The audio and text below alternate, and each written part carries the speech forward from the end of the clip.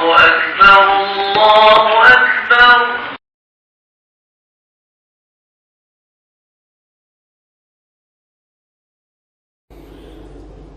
بسم الله الرحمن الرحيم.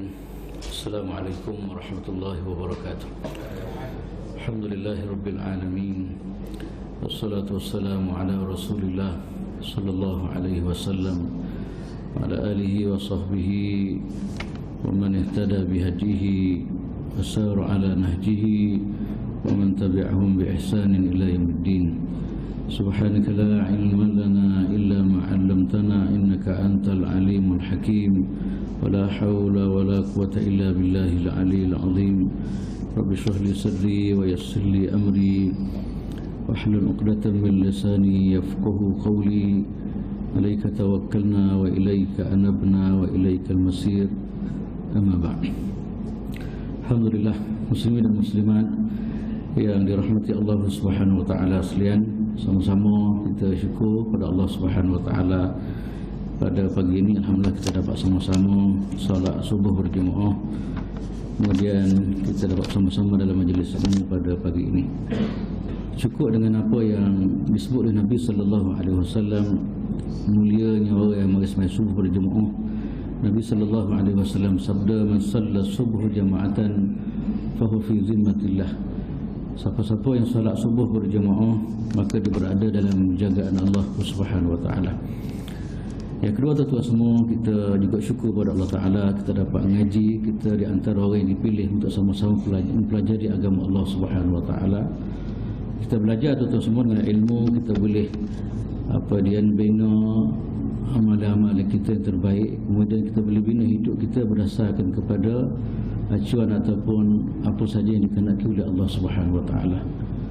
Tanpa ilmu tuan-tuan semua, kita tak boleh melaksanakan kehidupan sebenarnya yang dikehendaki oleh Allah Subhanahu wa taala.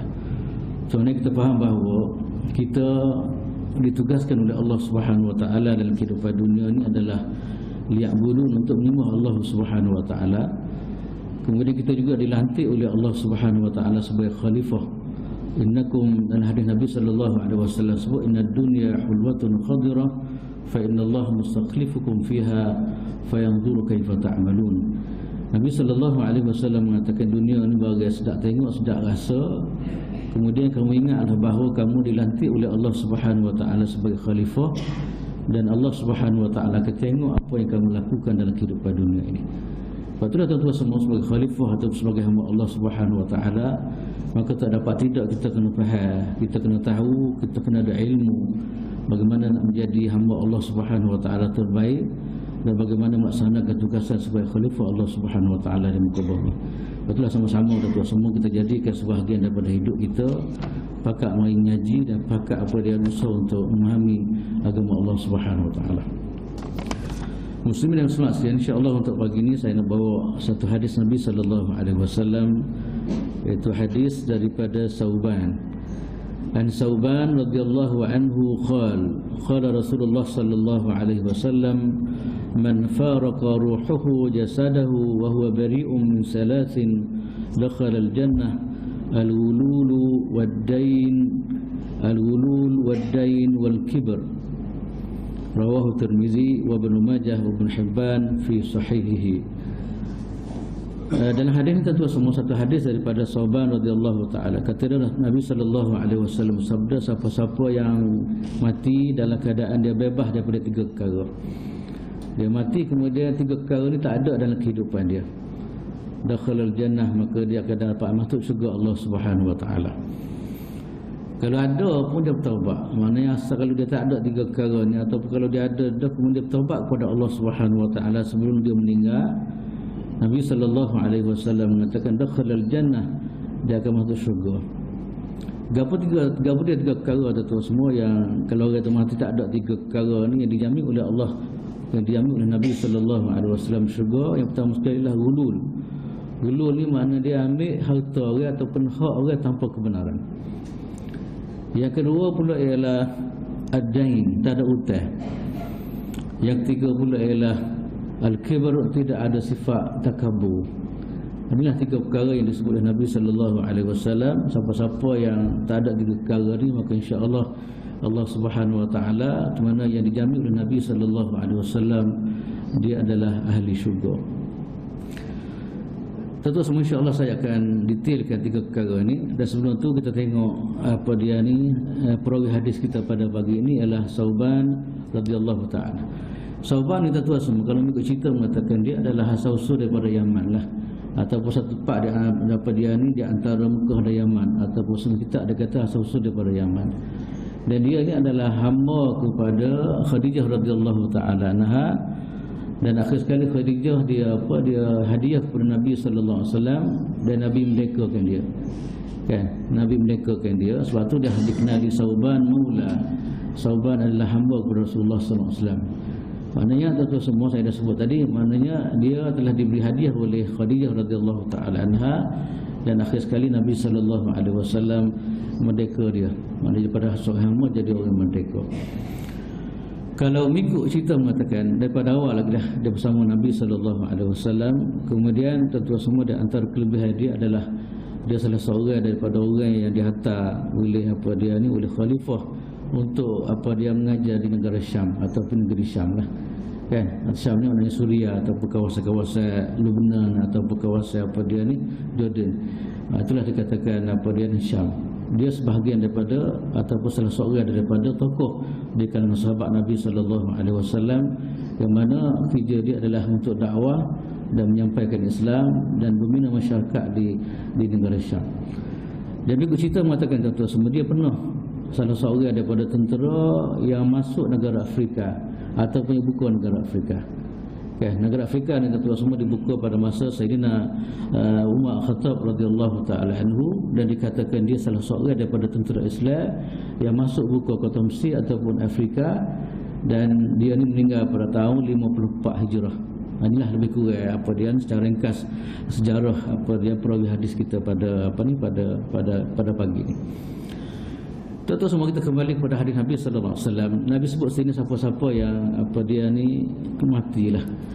Sebab itulah hidup kita ni tuan-tuan semua sebenarnya kita faham semua. Kita akan pindah daripada alam dunia kemudian satu alam barzakh, kemudian alam mahsyar dan sebagainya. Inilah perjalanan hidup manusia daripada tak ada kemudian diadakan oleh Allah Subhanahu wa taala. Kemudian lepas tu pula akan pindah kepada alam barzakh kemudian alam lain. Betullah tertib yang dijadikan oleh Allah Subhanahu wa taala. Manusia ni dia terkekal dalam kehidupan dunia. Yang kedua pula tuan-tuan semua, di mana yang kita faham, maknanya kita mari dalam dunia ni kita ada tugasan, kita ada matlamat yang yang dikehendaki oleh Allah Subhanahu wa taala. Maka di antara benda yang kita minta ialah supaya pastikan kehidupan kita ni mengikut acuan Islam. Pastikan kehidupan kita mengikut kaedah yang diatur oleh Allah Subhanahu wa taala, supaya makna kita selamat dalam kehidupan dunia dan kehidupan akhirat. Maka dalam hadis ini tuan-tuan semua, Nabi sallallahu alaihi wasallam bercerita maknanya kemuncak manusia ni dalam perpindahan tadi yang disebut tadi adalah perpindahan di mana kemuncaknya adalah syurga ataupun neraka. Cuma harapan kita lah sebagai seorang Muslim, sebagai manusia, sebagai hamba Allah Subhanahu wa taala, di mana kemuncak hidup kita adalah kita nak kepada kejayaan yang paling besar di sisi Allah Subhanahu wa taala, iaitu kejayaan yang mana kita boleh masuk, kita boleh jejak kaki dalam syurga Allah Subhanahu wa taala. Sebab tu dalam amalan kita ataupun doa-doa kita tuan-tuan semua, kita sentiasa di samping amalan-amalan kita buat, kemudian kita disarankan ataupun sentiasa digalakkan supaya doa kepada Allah Subhanahu wa taala supaya kita boleh sampai kepada destinasi syurga yang penuh dengan yang penuh dengan kenikmatan yang berbagai-bagai yang disediakan oleh Allah Subhanahu wa taala. Di mana syurga ni tuan-tuan semua, kata Nabi sallallahu alaihi wasallam melalui hadis kursi, nilainya ataupun nikmat atau nikmat yang tak boleh nak bayangkan. Mulia ataupun menacita yang tak boleh nak bayang bagaimana nikmat yang begitu mulia, begitu besar yang diberi oleh Allah Subhanahu wa taala kepada ahli syurga. Dalam hadis Nabi sallallahu alaihi wasallam disebut dalam hadis kursi yang sebut tadilah, addatul ibadiyas salihin. Allah Subhanahu wa taala mengatakan, aku sediakan syurga kepada hamba-hambaku yang soleh. Maknanya syurga ni tentu bukan sembarang orang boleh masuk. Maka di antara prasyarat yang disebut oleh Nabi sallallahu alaihi wasallam, syurga-syurga ni adalah bagi orang soleh. Kemudian Allah Subhanahu wa taala sebut di antara kenikmatan syurga ni, ceritanya tak boleh nak bayanglah, nikmat sangat. Disebut oleh Allah Subhanahu wa taala, ma la ainun ra'at, iaitu mata tak pernah tengok, Yang kedua pula ialah wa'inun wa uzun, dan kemudian yang kedua pula ialah apa dia ni, telinga tak pernah dengar. Yang ketiga pula ialah wala khatra ala qalb bashar, yang ketiga pula tak pernah terlintas dalam hati manusia. Itulah tentu semua rumusan kepada apa ni, kenikmatan yang Allah Subhanahu wa taala sedia kepada ahli syurga. Maka dalam hadis saya sebut ni tuan-tuan semua, di antara orang yang layak untuk dapat syurga Allah Subhanahu wa taala ni ialah apabila orang itu mati dalam kehidupan, dan mati kemudian tuan-tuan tidak ada 3 perkara dalam kehidupan dia. 3 perkara ni tak ada dalam kehidupan dia, ataupun kalau ada macam saya sebut tadilah, kalau ada pun dia bertaubat, dia membebaskan diri dia daripada 3 perkara ni, maka insya-Allah kata Nabi sallallahu alaihi wasallam, dia adalah layak untuk dapat syurga Allah Subhanahu wa taala. Yang pertama sekali tentu semua kita panggil al-ghulul. Ghulul ni makna ambil harta orang, ataupun ambil hak orang tanpa kebenaran, tanpa hak. Iaitu dalam masyarakat kita panggil akhdhul mali wa huquqin nasi bighairi haqqin wala mujibin. Iaitu ambil harta orang ataupun hak orang tanpa hak. Dia tak bukan hak dia. Dia tidak ada kelayakan. Hak tu hak orang lain. Harta tu harta orang lain, tapi dia ikhtiar ambil. Kemudian hak orang lain juga dia ikhtiar ambil tanpa kebenaran ataupun tanpa apa dia ni alasan untuk bolehkan dia ambil dan sebagainya. Itulah tentu semua dikatakan al-ghulul. Itulah ghulul ni sifat apa dia ni mengkhianati atau ambil hak orang lain ni. Kalau kita perhati pada hadis Nabi sallallahu alaihi wasallam, tentu banyak sangat yang Nabi sallallahu alaihi wasallam percaya sangat supaya kita jangan terlibat dengan barang-barang begini.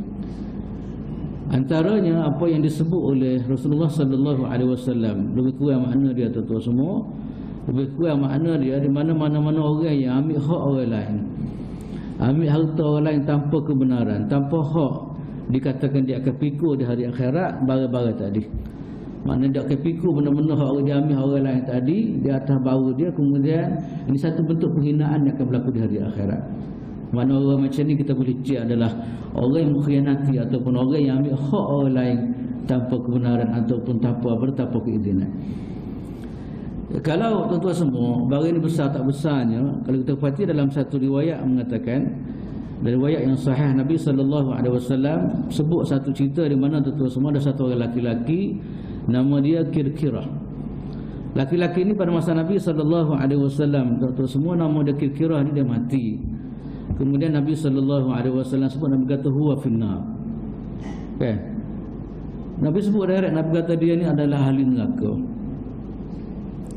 Jadi pelik ke lah orangnya. Sahabat-sahabat pelik sebab kata dia ni Nabi sallallahu alaihi wasallam sebut direct, Nabi kata dia adalah ahli neraka. Maka sahabat-sahabat riwayat mengatakan fa zahabu yanzuruna ilaihi fawajadu aba'ah apa ni qad ghallaha. Maka pakak kita tengok tu semua tiba-tiba sahabat-sahabat dapat dia ada satu pakaian dia tu memang dia ambil hak orang lain tanpa kebenaran. Kan, pupu-pupu yang Nabi sebut ni, Nabi di antara tu Allah Taala bagi apa ilham Nabi sallallahu alaihi wasallam, Nabi tahu semua benda tu yang orang lain tak tahu. Di mana kisahnya Nabi sallallahu alaihi wasallam, Nabi kata dia ahli neraka. Guna sahabat ni mari kuasa sanksi sebab apa Nabi kata ahli neraka kan. Maka dia pakat dia tengok tiba-tiba memang ada semua barang yang diambil daripada orang lain. Ambil barang tu daripada orang lain. Inilah yang besar sangat dikatakan ghulul ni ataupun sifat apa dia ni, perangai ambil barang orang ni, hak orang lain ni, terlalu besar sangat apa dia ni bahayanya di sisi Allah Subhanahu wa taala. Sebab itulah tuan-tuan semua pernah berlaku dalam satu riwayat yang lain dikatakan dalam peperangan Khaybar lah, yang disebut bagaimana bahayanya ataupun apa dia ni besar sangatnya kesalahan orang yang terlibat barang-barang begini.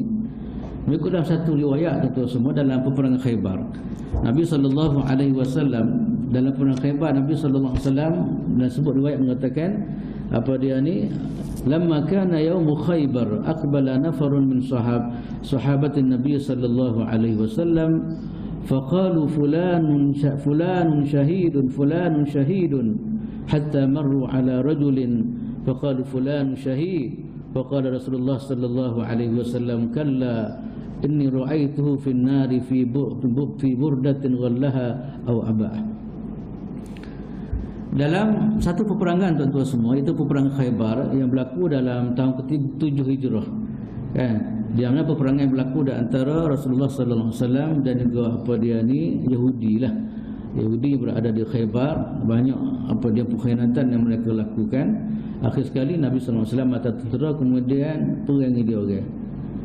Dalam perang atau semua di sana adalah ramai orang mati. Kan? Dalam perang ini ada orang meninggal dunia, syahid dan sebagainya. Maka di kalangan sahabat tu dalam jalan, satu kumpulan daripada sahabat dalam jalan jumpa orang yang meninggal dalam peperangan tu, maka dia sebut dia ni mati syahid. Semua makna gembira. Dia sebut ni syahid sehingga dia jalan sampai satu orang tu kata dia ni syahid. Nabi kata duduk, Nabi kata. Kan? Dalam perjalanan tu Nabi kata duduk. Nabi kalla wallahi Nabi kata tak ada, dia ni tak mati syahid. Orang lain semua apa dia ni Nabi tak kata apalah. Nabi aku tentang kesyahidan dia. Walau sahabat sebut dia ni syahid, dia ni syahid, dia ni syahid, tiba-tiba siapa hak ni? Nabi sallallahu alaihi wasallam kata kalla tak ada. Nabi kata inni ra'aituhu finnar. Nabi sallallahu alaihi wasallam mengatakan saya tengok ni dia dalam neraka. Nabi kata laki-laki dalam neraka kerana apa? Kerana dia ada pakaian, dia ataupun ada pakaian yang dia tipu dia ambil tanpa kebenaran. Ada setengah-setengah sebab dalam peperangan ni biasa kita dapat harta ghanimah lah. Harta ghanimah ni kalau tak boleh ambil selalu dia kena bagi molek dia dah mawar ada ke dia. Dak dia susuk dan tu semua tiba tengok kan. Walaupun kita nampak dia mati dalam medan perang tapi kih ni putih ni kih ambil hak orang lain ni, maka inilah apa dia panggil natijah. Akhir sekali Nabi kata sallallahu alaihi wasallam, Nabi kata inni ra'aitu finnar, aku dapati mereka dalam neraka Allah Subhanahu wa taala. Tuan-tuan semua, kalau kita tengok dari segi ulama dia bicara apa dia ni, dari segi apa dia bentuk-bentuk atau gambaran ambil harta ataupun hak orang lain tanpa kebenaran ni, apa dia di antaranya. Dalam hadis Nabi sallallahu alaihi wasallam tuan-tuan semua di sana dia sebut beberapa perkara yang apa dia ni yang dikatakan termasuk dalam kategori al-ghulul ataupun ambil barang orang, ambil hak orang tanpa kebenaran, tanpa hak. Bukan hak dia ambil. Antaranya ialah dia ambil harta ghanimah macam kata tadi lah. Ambil harta ghanimah ataupun harta fight. Harta fight maknanya harta yang berlaku peperangan sebelum berlakunya peperangan di kalangan orang Islam kafir, tiba-tiba dia tinggal awal lagi. Dia tak ada perang, dia tinggal, kemudian tinggal harta. Itu kita panggil harta fight. Yang kedua ghanimah ni perang dulu. Antara orang Islam dan kafir perang dulu, lepas perang tu tinggal harta, maka akhir sekali apa dia ni dia tinggal harta, itu kita panggil harta ghanimah. Itu perbezaan di antara harta fight dengan harta ghanimah. Maknanya termasuk dalam kategori apa ni al-ghulul, ambil harta orang ataupun hak orang atau semua ialah dia ambil harta ghanimah sebelum bagi dia dah. Dia susuk dan sebagainya kan. Sebab biasalah dalam peperangan ni kata tuan semua kadang-kadang ada banyak harta-harta rampasan. Dia adalah merupakan satu benda yang dihalalkan oleh Allah Subhanahu wa taala kepada orang Islam. Maka tiba-tiba tuan semua dia petai lagi dia kelong ataupun dia ambil petai lagi disusuk sebelum melakukan pembahagian dan sebagainya kan. Ini pun termasuk dalam apa yang disebut sebagai apa dia ni sebagai al-ghulul. Yang kedua al-ghulul ialah apa dia panggil ambil harta apa dia ni zakat. Katakanlah kerajaan lantik satu orang apa dia ni untuk menguruskan zakat. Patutnya mengurus zakat lepas ambil zakat ke apa semua kena hantar balik ke kerajaan lah. Tiba-tiba duduk katakanlah dia ambil, dia simpan, dia beli motor dia tak ada katakanlah. Sebab anak pernah dengar cerita dan buat ada kata sungguh-sungguh orang pemungut zakat ni tak hantar balik, kemudian dia bagi, dia beli barang-barang gitulah. Kan? Maknanya amil ni adalah orang yang ditugaskan oleh kerajaan untuk apa dia ni untuk kumpul zakat lah. Kalau tu email dan sebagainya begitulah, ataupun kalau ni kadang-kadang di pasar-pasar kadang-kadang ditugaskan oleh kerajaan majlis untuk zakat. Tiba-tiba dia tak hantar. Kan? Ataupun katakanlah sepatut boleh 1 juta dia hantar 500,000 katakanlah kan. Ada kalau tak ada tak? Kita tak ada gitu. Maknanya kita harap tak ada lah. Tapi kalau ada, makna termasuk dalam kategori inilah. Dalam kategori kita panggil al-ghulul, maknanya ambil hak orang lain tanpa kebenaran. Kemudian yang ketiga pula tuan-tuan semua ialah antara bentuk dia panggil gambaran kepada ghulul ialah ambil harta awam. Tak ada guna harta awam, ambil harta apa dia harta awam lah. Kan katakanlah dia ditugas apa, dia ambil patut harta umum tapi tak dia. Lah, patut tu kereta tu makna apa kereta? Kereta tu untuk digunakan untuk umum, tiba-tiba dia apa dia ambil untuk dia katakanlah. Ataupun harta tak kira gapo-gapo pun. Banyaklah kadang-kadang harta awam, kadang-kadang dia guna dia ambil. Teman-teman belanja kadang-kadang kalau telefon dengan Allah kadang-kadang kan tak ada seminggu tengok tak ada habis Cina tak ada. Kita jual ke demo. Kan? Ataupun sebagainya. Ataukah tu semua gapo-gapo tak kira lah, maknanya harta awam atau harta umum tiba-tiba kita ambil, kita tipu untuk guna untuk diri kita. Ini semua termasuk dalam kategori al-ghulul yang disebut sebagai orang yang tidak akan masuk syurga Allah Subhanahu wa taala. Kemudian yang berikut pula termasuk dalam bab ghulul ialah dia panggil iktisabul aradi wal aqarat bi ghairi haqqin. Kan ambil bumi tanpa kebenaran, ambil bumi orang lain, atau ambil pada panggil apa, ambil tara atau pada panggil ambil bumi orang lah, kan, atau pedalih tara dia ambil sebagai hak dia dan sebagainya. Ada dalam masyarakat kita kata tua semua bukan hak dia tapi dia mengaku hak dia, ataupun hak dia dah cuma dia ada apa dia dipindah apa dia nak batu dah kononnya perkawasan dia dan sebagainya. Kan ini semua tuan-tuan semua termasuk dalam kategori al-ghulul. Dan Nabi pernah sebut dalam satu hadis, Nabi sallallahu alaihi wasallam mengatakan, "Man akhadha shibran min al-ardi bighairi haqqin, tawaqahu Allahu sab'an aradin." Atau kama qala sallallahu alaihi wasallam. Nabi sallallahu alaihi wasallam mengatakan, mana-mana orang ambil sebahagian daripada harta orang lain, ambil apa dia dan tanah orang lain tanpa kebenaran, walaupun shibran, walaupun sejengkal, walaupun sikit dia ambil hak orang lain, tanah orang lain tanpa kebenaran, Allah Subhanahu wa taala akan kalungkan dia di akhirat. Kalau maknanya bumi tadi, bumi sampai atas sampai bawah ni akan penakih itu dia, kayak apa dia ni akan baluk apa dia ni, tekuk dia. Itulah tuan-tuan semua nak cerita bagaimana satu gambaran yang disebut, maknanya ini sebahagian daripada apa yang dikatakan orang yang mengambil harta orang lain tanpa kebenaran ataupun tanpa hak dia. Kan? Kemudian di sana ada juga pandangan tuan-tuan semua, dan hadis riwayat mengatakan maknanya ambil semasa dia kerja dia ambil hadiah daripada orang. Kerjaan bagi gaji dah dia nya, tapi ada bos pelek. Kan? Kerjaan bagi gaji dah dia nya, kan waktu kerja tu tiba-tiba dia ada bos pelek mana ambil konon hadiah daripada orang lain lah. Ada kata tu. Kan? Maknanya pada kerja dia dah, tapi dia gitu bagi kerjaan dia. Pernah satu masa Nabi sallallahu alaihi wasallam atas satu orang sahabat radhiyallahu taala hatta jadi pemimpin satu kawasan lah. Kemudian lepas tu pula dia bagi jumpa Nabi SAW, dia bawa dua benda. Satu benda tu hadiah ke dia, sebagai hadiah kepada dia. Yang kedua pula hadiah kepada Nabi SAW. Dia ingat Nabi suka kalau bagi gitu kan. Nabi marah ke dia. Nabi kata ke dia, kalau kamu tak kerja rugi dak lagu ni, kata dia. Tak kerja kamu tak jadi pemimpin kan. Orang bagi dak barang-barang ni kalau kamu tak kerja macam tu. Kan dia ingat kau suka orang bagi barang Nabi ke betul-betul Nabi marah. Okay, sebab dia dah diberi tugas, dia bagi dia panggil, dia bagi gaji ke, tiba-tiba ada sepelek ada tu. Kita tahu semua apa yang disebut oleh hadis Nabi sallallahu alaihi wasallam. Ini dikatakan sebahagian daripada apa yang kita bincang ini, kita pada panggil al-ghulul, iaitu apa dia ni ambil hak orang lain tanpa kebenaran ataupun tanpa hak, tanpa apa ni, mungkin hak dia ambil. Itulah tuan-tuan semua di antara benda besar dalam hadis ini tuan-tuan semua. Dan tak kiralah di sini wala bukan masalah harta sajalah, hak orang lain, pangkat orang lain, tiba-tiba kita ambil hak dia. Kedudukan orang lain kita ambil kita, sedangkan benda tu bukan hak kita, sedangkan bukan tempat kita. Itulah tuan-tuan semua benda yang kita kena pakat tengoklah. Dalam kehidupan dunia ni kadang-kadang orang tak cara mana barang-barang ni. Yang penting dia boleh dapat duit, yang penting dia boleh dapat pangkat, yang penting dia boleh dapat pujian daripada orang lain. Tak kira hak orang lain pun dia tak cara, dia gomoh semata-mata. Alhamdulillah, kita minta perlindungan daripada Allah Subhanahu wa taala. Maka besar sangat tuan-tuan semua dasar pada hadis ini antara senara apa yang disebut sebagai manusia yang tidak akan dapat masuk syurga Allah Subhanahu wa taala kalau hidup dia sampai mati, dia masih beramal baik-baik ini. Kecuali akhir sekali dia bertaubat kepada Allah Taala, itu isu lain lah.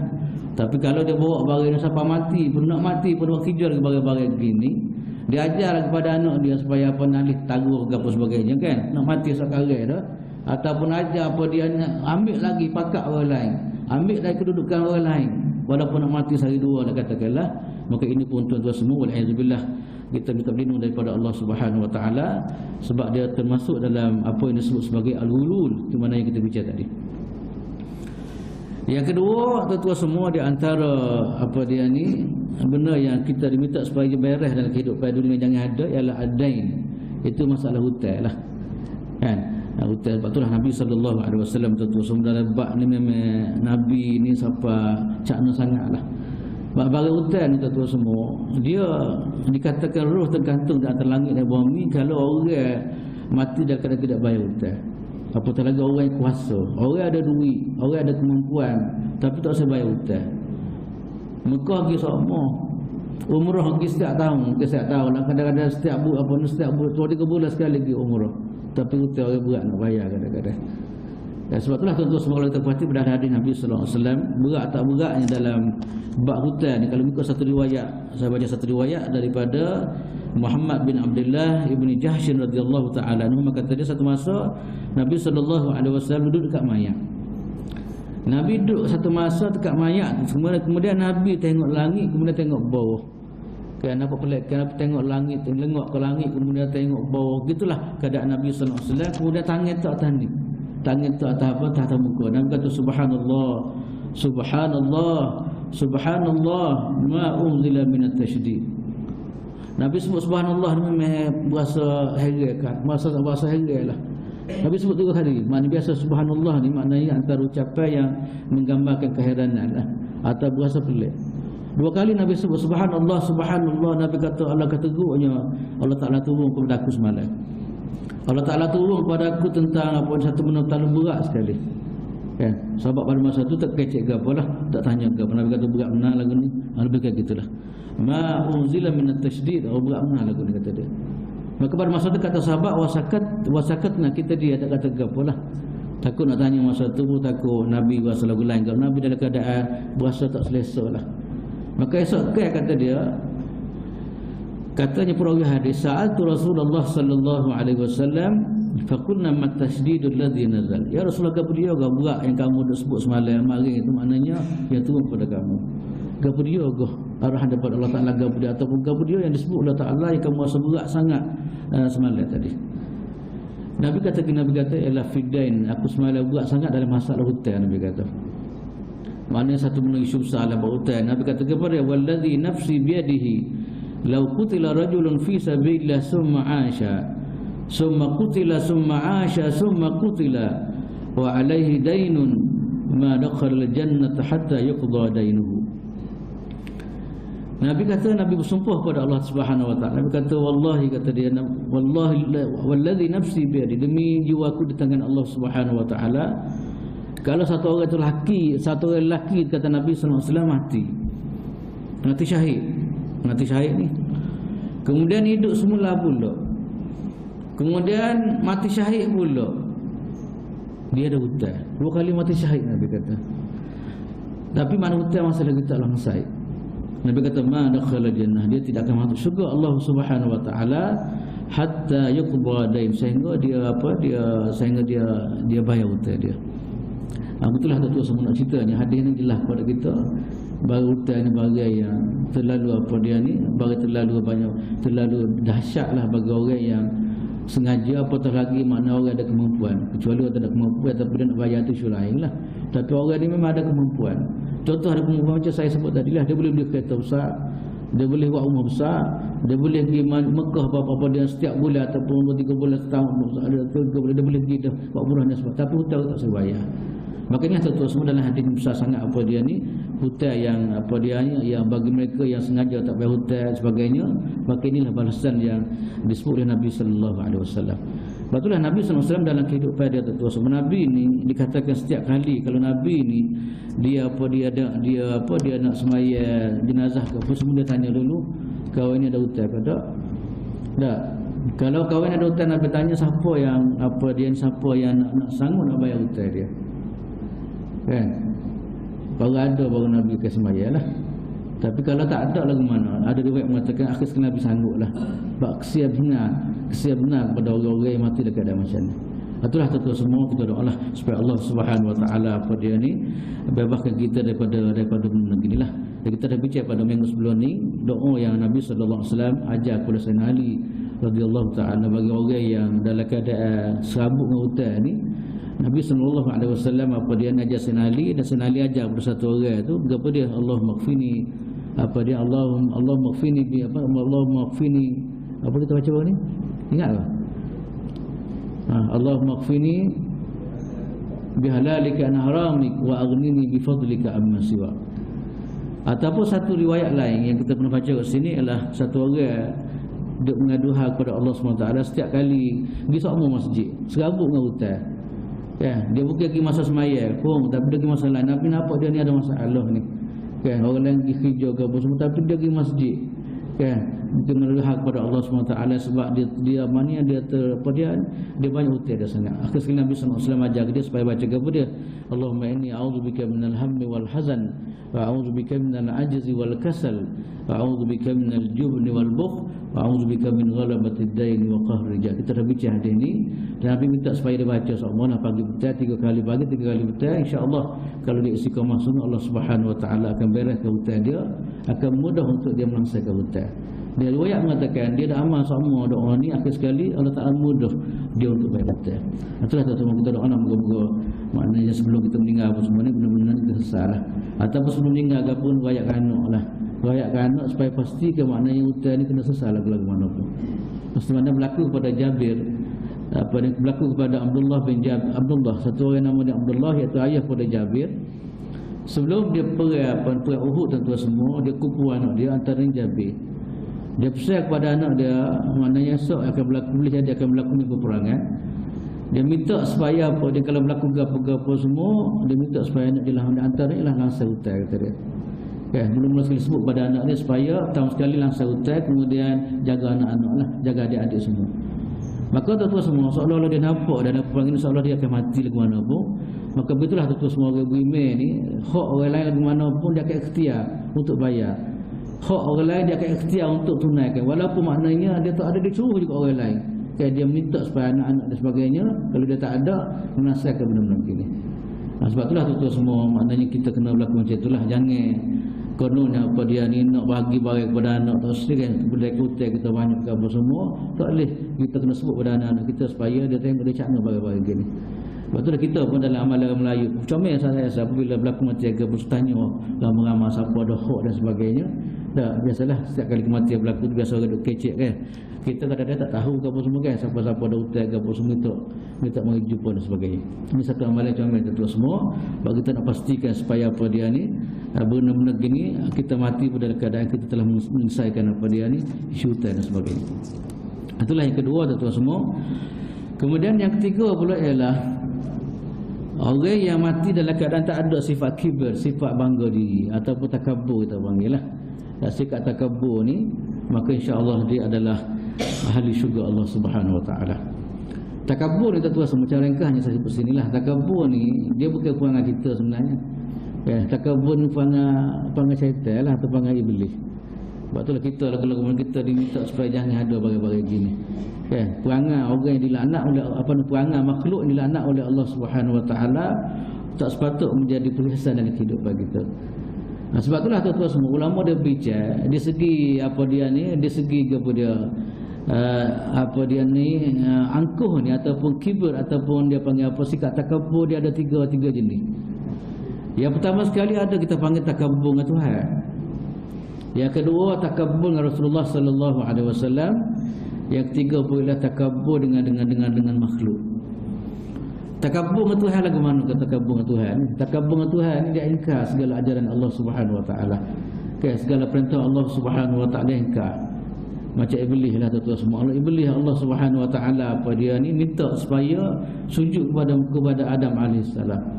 Maka tiba-tiba dia ingkar. Baru banyak ulang ni.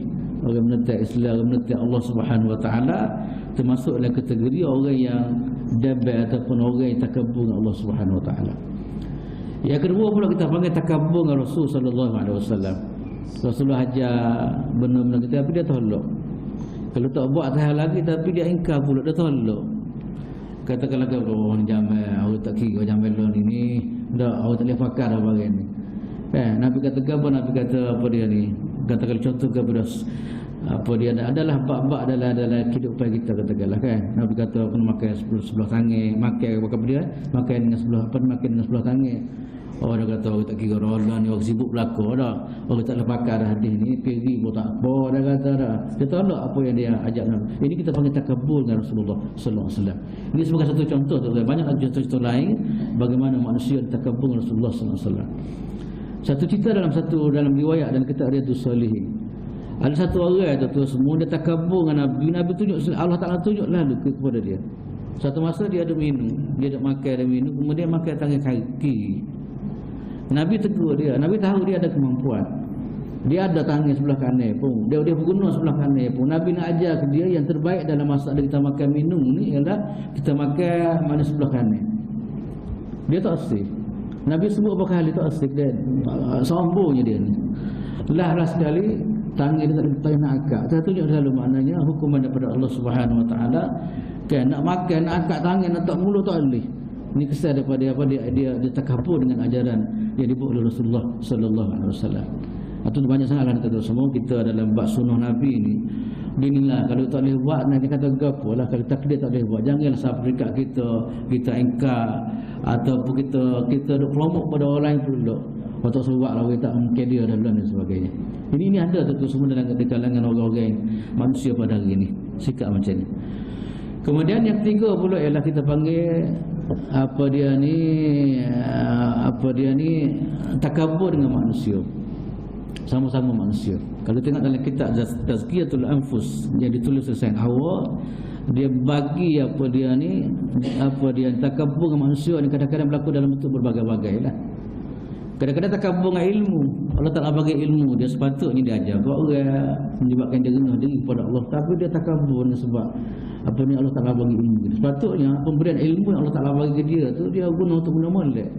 Kalau ilmu pula menyebabkan dia ni dia tawaduk lebih, atau menyebabkan dia ni apa dia ni rasa tanggungjawab dan sebagainya, tapi tak bila Allah Ta'ala bagi ilmu ke dia, tiba-tiba apa dia rasa bangga dengan ilmu dia. Dia mau ngaji mana, kawan PhD kata dia, kawan profesor dia kata dah, dia mau tak ngah. Kadang-kadang dia usul-usul takabur dari segi pemberian ilmu yang diberi oleh Allah Subhanahu Wa Taala. Kemudian yang kedua pula kita panggil takabur dari segi harta. Kan? Harta Allah Ta'ala bagi harta. Cuba tengok apa dia ni. Contoh yang Allah Ta'ala sebut dalam Quran ialah Qarun lah. Kan? Apabila dapat Allah Ta'ala bagi harta, dia mula bangga diri. Kan? Dia benar ni bukan Qarun hadiran ni beramal kadang-kadang. Masa miskin apa okey dia dekat. Tapi apabila Allah Ta'ala bagi duit dah mula tak kenal orang dah. Dah mula apa dia ni mula apa dia ni tak mula menghina orang dan sebagainya. Hari kita panggil takabur harta yang diberi oleh Allah Subhanahu Wa Taala. Ada setengah tu kadang-kadang takabur dengan keturunan. Tak, keturunan Sayyid kata demo, keturunan kami, keturunan Nabi benar apa mayat dak dia pun gitu tak. Dia duduk seorang keturunan dia.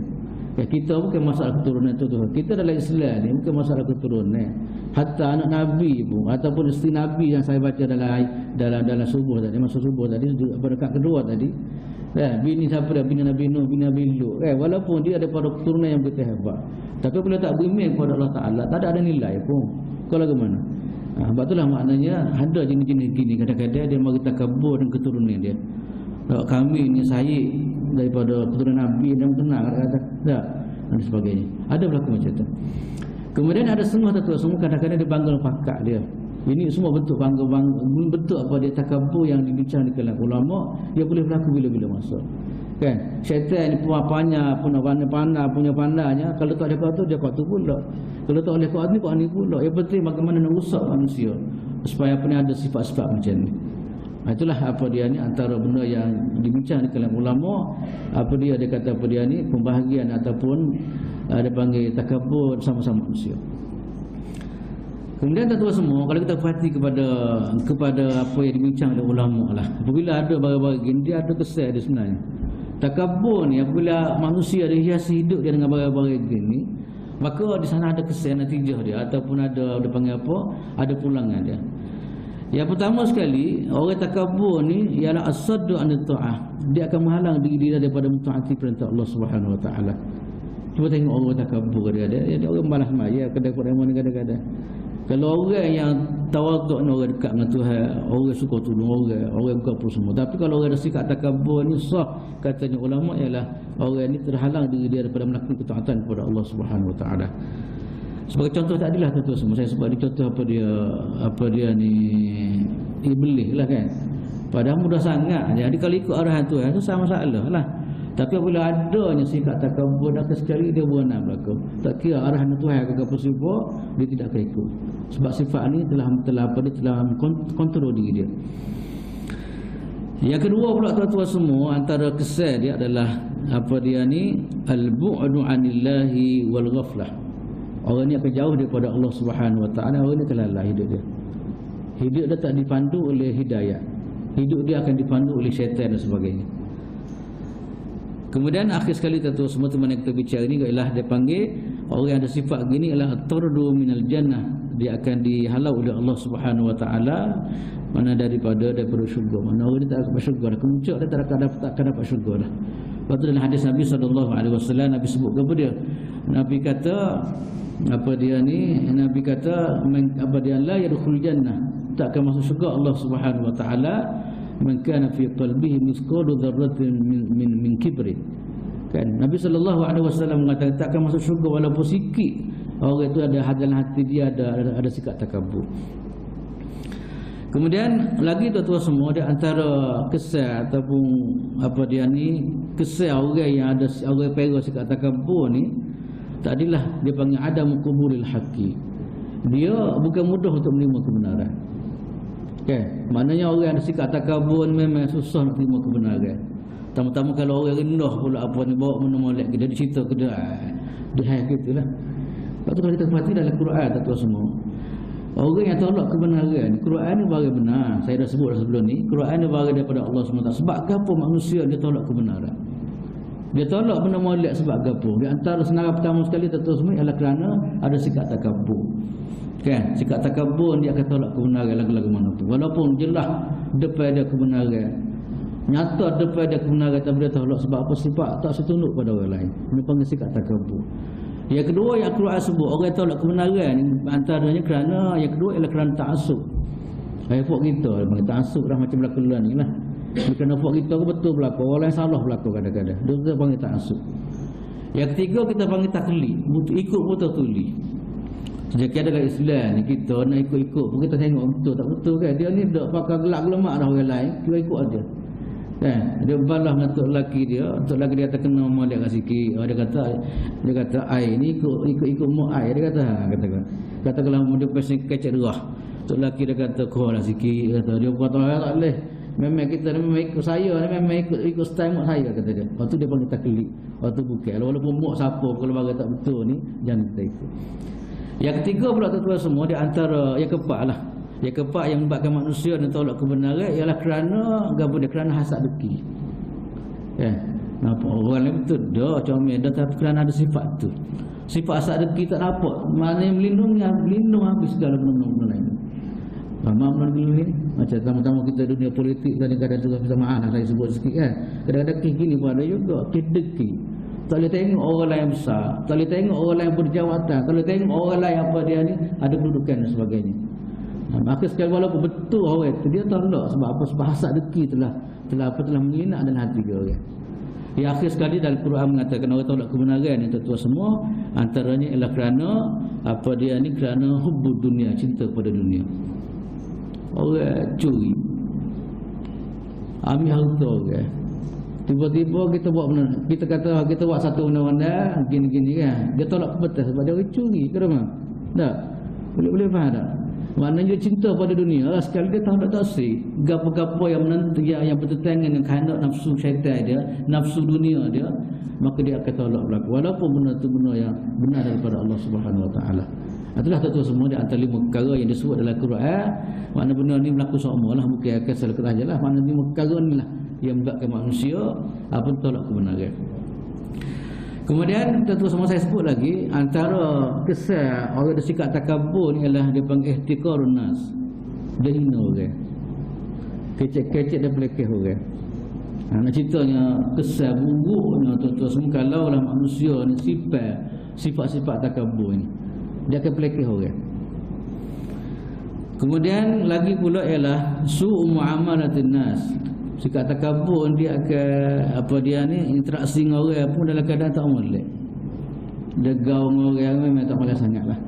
Kan? Ni tu semua kita boleh tengoklah, saya malah sebut contoh apa kita boleh tengok dalam kehidupan kita hari ni. Kemudian yang lain pula ialah antara kesal dengan sikap takabur ni ialah aqlu huquqin nas bil batil. Dia sanggup makan hak orang lain. Dia sanggup ambil hak orang lain tanpa kebenaran. Cuma kita bercakap tadilah. Kan?